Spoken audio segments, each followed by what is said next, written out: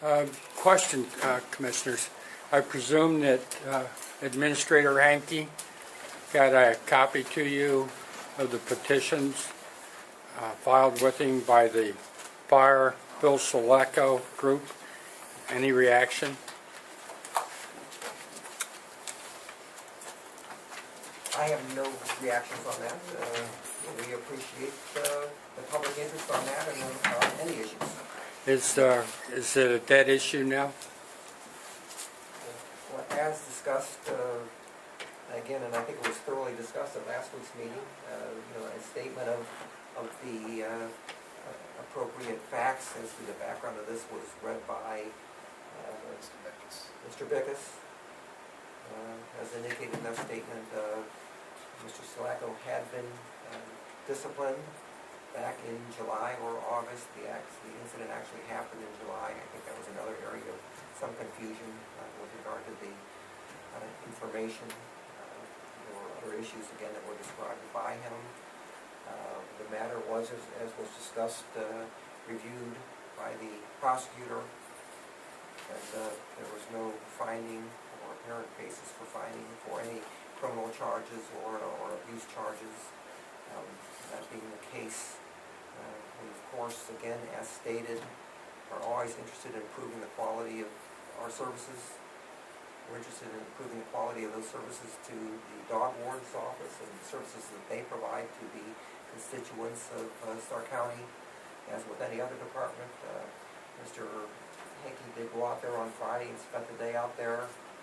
It was not for facial PR purposes or otherwise, but again, it was to get him out there and talk to different people and ascertain what the problems are, what the concerns are, and what some of the needs are.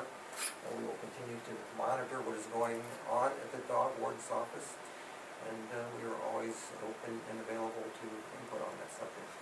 Have you sat down with Mr. Hankey one-on-one, and has he gone over with you his findings from his time out at the dog pound on Friday? I met with Mr. Hankey, and I have personally discussed some of his findings. We do not have a written report, but I think that there's some structural and other recommendations, actually physical recommendations to the facility that, again, have probably been needed for some time. Again, this issue helps us to focus in on that department as opposed to other issues that we are dealing with.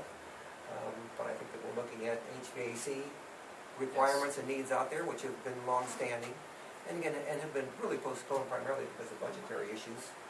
And there's also some, again, just I guess I would say the workflow and layout of the offices and so forth have contributed to some difficulties out there. But in addition to that, he actually made rides with several of the deputy officers to understand better and the challenges that they face when you go out to pick up a dog that is running at large and that has been